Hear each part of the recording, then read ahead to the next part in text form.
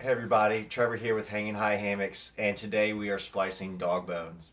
These dog bones are 16 inches in length, a great way to replace the stock rope that comes in most gathered in hammocks for this lightweight alternative. This is also a good way to attach your bear bag to a rope to hoist it into a tree, attach items to the outside of your pack, and pretty much anything else around the camp that you would need to a lark's head with a loop on the other end. Stay tuned and we will get splicing.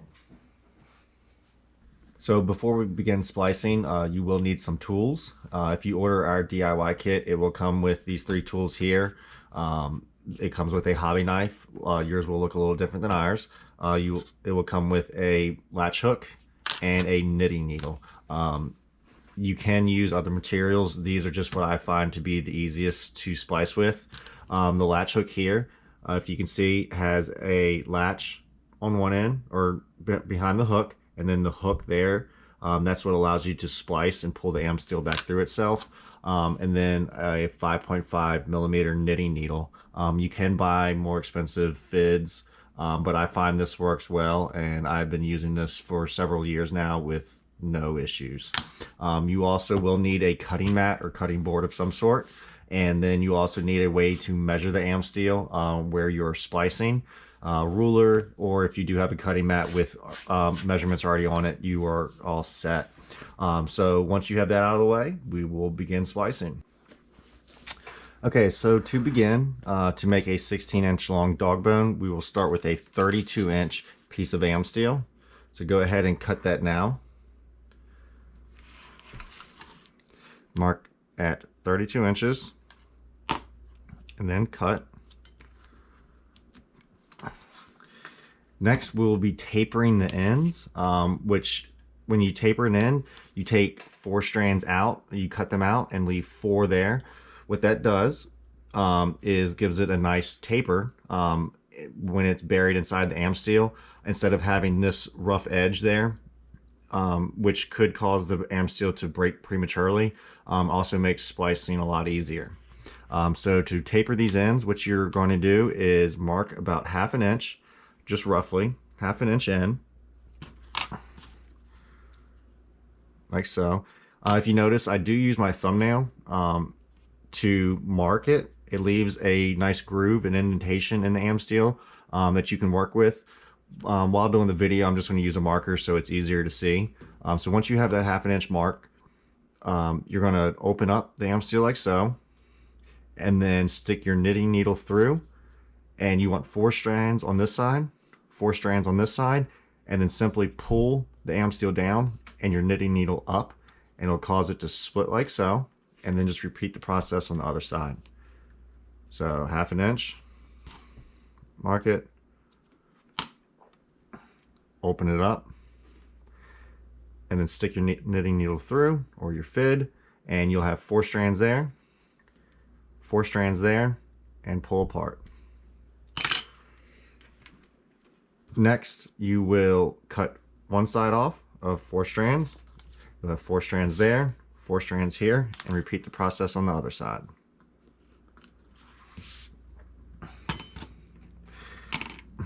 Next, what a dog bone is just 2 locked Bremmels on either end. So what we're going to do is create the locked Bremmel on this end first, and then we'll go to the other end and create the other locked Bremmel. The second locked Bremmel is a little trickier with the splicing, so just stay tuned and we'll get to that part. So what you want to do is start at 0. I'm starting at 10, just so it's in the camera view. But start at 0, and you will mark at 4. Mark 4 inches. And then you'll mark 20 inches.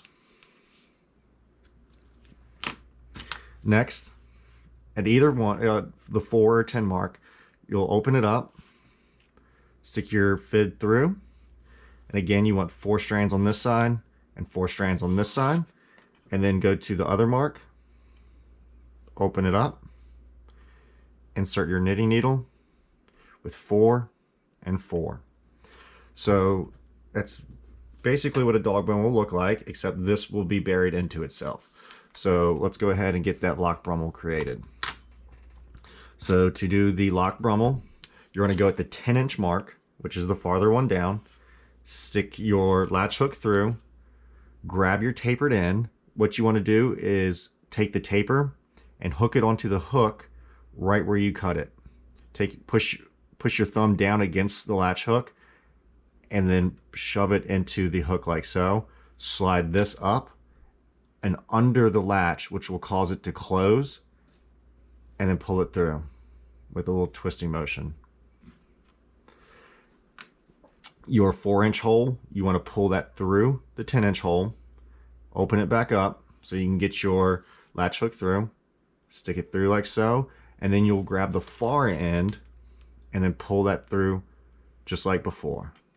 Slide this up to close your latch, get your end through, and then pull until it closes in on itself, and then pull the loop here with your left hand or right hand, but just pull the loop so it closes on itself, and you have created the lock Bremmel. Now we just have to bury the end in to clean it up a little bit. So what you'll do is pinch both strands here, pull down, and then go about 1.5 inches past the end, open it up, insert your latch hook, and feed it all the way to the locked Bremmel. You want your hook to come out as close as possible to the Bremmel there. That way it's just a clean splice and looks better that way. So you'll have that come through. Grab your end and again insert it into the hook where you cut the 4 strands off. Push the Amsteel up to close the latch, and then just gently work it through. Now, before you go and milk this, pull this here, and then watch the loop should move some, like it went that direction, and that just shows that this has sucked all the way into this berry here. Now what you want to do is pinch the berry and then milk it out. So you've created your locked Bremmel here, and now we'll go to the other end and repeat the process. So again, 4 inches, and then 10 inches, 4 and 10. Take your knitting needle or your fid, insert it in here after you open it up, 4 strands, 4 strands, and the same here, like so. And now you can kind of see the dog bone. Now what we'll do is repeat the same thing that we did on this end. On your 10-inch mark, insert your latch hook,